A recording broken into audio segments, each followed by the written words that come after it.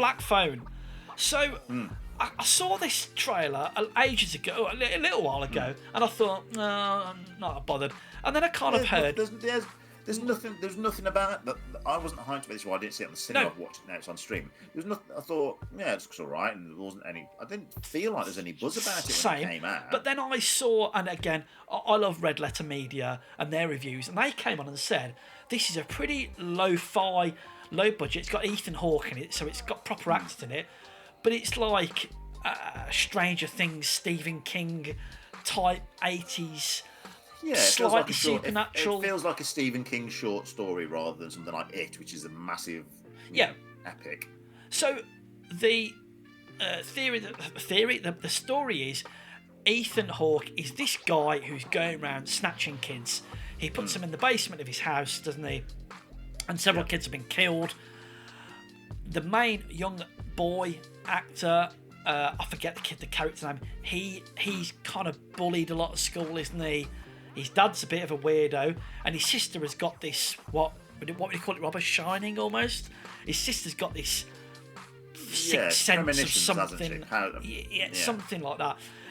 But the kid, the main boy, is a bit of a sort of like, as I say, he's bullied, he's downtrodden, and he gets taken, and it's about him in this underground lair, and there's a phone on the wall. The phone's disconnected, and even which is why it's called the black phone, and it's an old-fashioned on-the-wall dial rotary phone. And Ethan Hawke even says to him, "This phone doesn't work. Yeah, it's not plugged in. Forget it. Old phone that's been left on the wall." I don't want to spoil this, right? I don't want to spoil this. This is a really nice, what was it, hour and a half?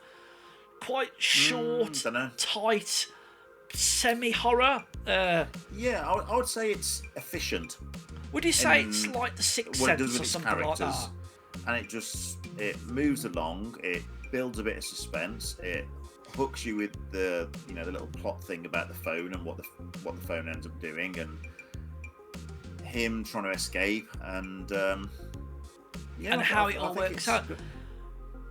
Ethan Hawke's not in it a hell of a lot. The mask thing that he wears, which is what they really promoted in the posters and stuff like that. It's got like a bit of it's creepy to it. It doesn't over-explain things. No, not at all. The stuff there, you've got to fill in the gaps, and to be honest, big chunks of it. It's not like having to unravel it and understand what's going on. I think there's just things there, a little bit of backstory. You can just fill those in yourself. Why is he a killer? Why is the dad like that? Yeah. The young actor is phenomenal in it.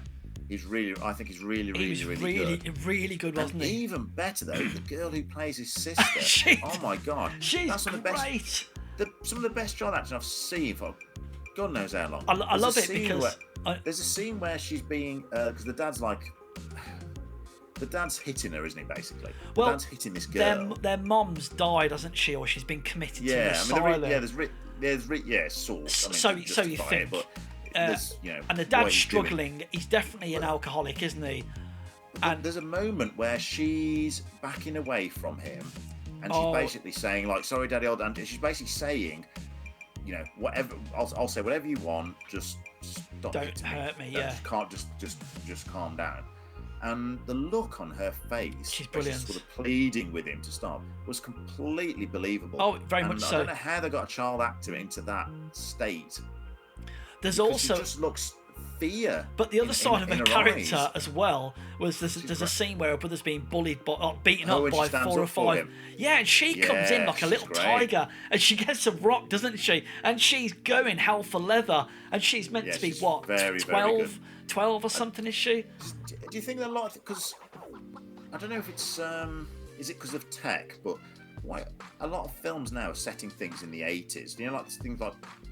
It's not just copying Stranger Things, because like it's set in the 80s as well. Yeah. But that X film we talked about, where things are set in the 70s, yes, and this is set in the past. Like, is this late 70s or early 80s? I can't quite remember. I think it's meant to be. I think it's 83, maybe, something like that. Is it because that's the way to get out of all the plot complications of mobile phones, modern tech, and mobile phones? Maybe. Because there might be ways for people to actually track things and use surveillance to find out. I guess so. Because then it's just got to.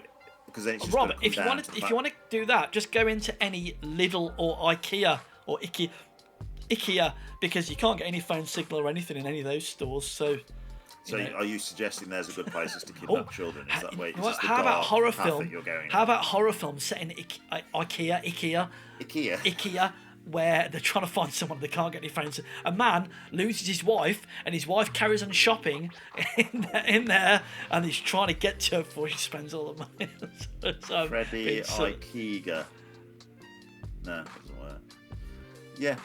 Anyway, it's right. It's a good movie. It's not. If you've got any kind of awareness about horror films and you think of whether to see this or not, it's not slasher gore. No, and it's not. There's one or two scary bits, like jump scares. More, yeah, but it's that thing where I suppose you could classify it as a horror film. It's more sort of thriller, isn't it? Would you say it's like The Sixth Sense? That kind of not set up as scary as The Sixth Sense was set up to be. Really good, and the ending I thought was not what I expected. Very good ending. Really good, really good. I absolutely love this film. I was a surprise. I had no expectations going in, and I thought it's fantastic. I think it's really carried by performances because Ethan Hawke's not in it very much, but maybe a bit more production design carries his performance. But there are bits when he's not got his mask on. He's very good and creepy in it. He's excellent. The two child actors are both superb in it, so their performances are so good they really carry the film. And I was gripped through this. I really enjoyed it. I really liked it a lot. I really liked it a lot.